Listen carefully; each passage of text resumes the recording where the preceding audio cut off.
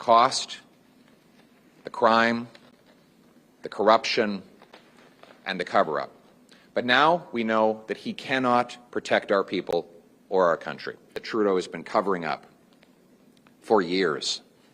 Documents related to a massive security breach at the Trudeau government's most sensitive laboratory, where the most dangerous viruses and pathogens are studied and handled. We have learned that the Trudeau government's head of pathogens was collaborating with members of Beijing's People's Liberation Army who are responsible for bioweapons and bioterrorism. We know now that a People's Liberation Army official was able to gain personal access, walk in the door, look at computers, and have access to all of our most important virological secrets. Let me, if you think any of this is hyperbole, read the report yourself. This is from government documents, the Trudeau government's own documents. It says here on page 142, Winnipeg Lab scientist Dr. Chu is head of the Special Pathogens Unit, the top person in that job.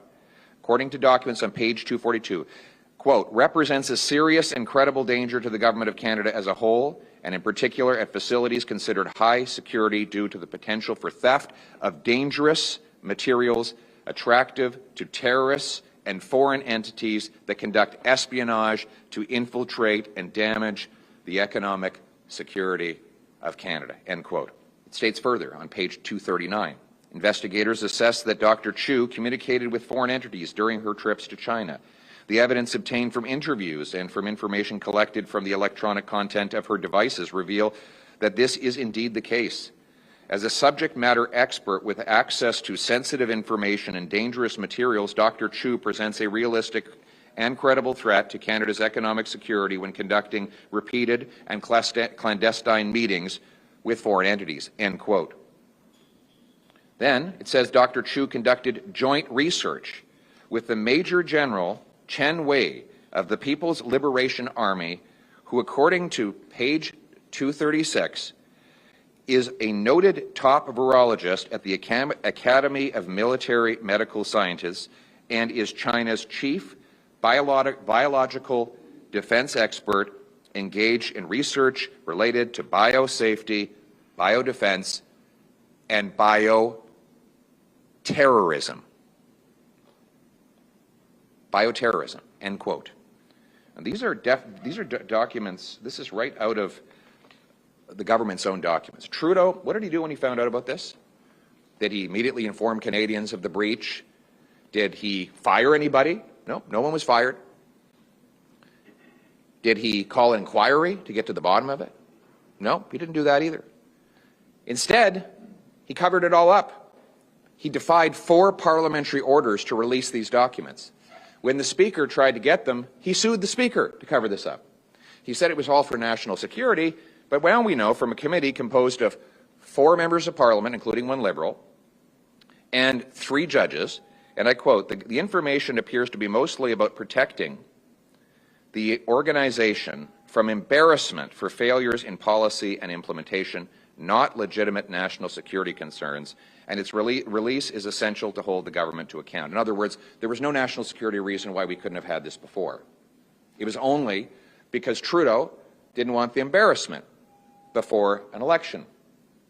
So what did he do then?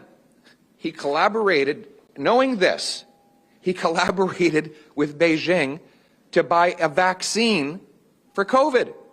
Could you imagine if the deal that Trudeau wanted to sign with Beijing had gone ahead and we had procured China-made vaccines after learning this information? That's what was in this guy's head. And if you think for a minute, because I know there'll be all kinds of excuses, well, he's not responsible and how could he possibly take ownership of what happens in his government. Let me quote him. He has a document called Open and Accountable Government. And I quote, as head of government, the Prime Minister has special responsibilities for national security, end quote. It's his responsibility. This is his government's lab. It's not a random university lab. It's the top lab for the Prime Minister's public health agency.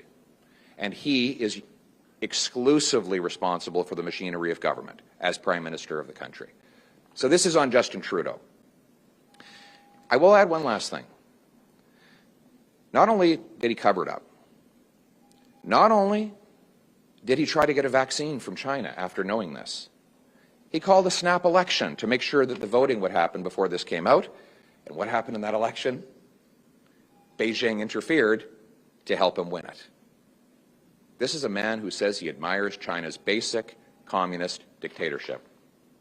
We cannot trust Justin Trudeau to keep our people and its country safe. We need a strong, conservative, common-sense government that will root out foreign interference, protect our critical secrets and our medical research, and stand on guard for our country to keep our people and our nation safe.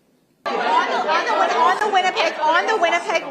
the Winnipeg lab, do you think the National Microbiology Lab infectious disease researchers should be allowed to do any collaborations with China at this point?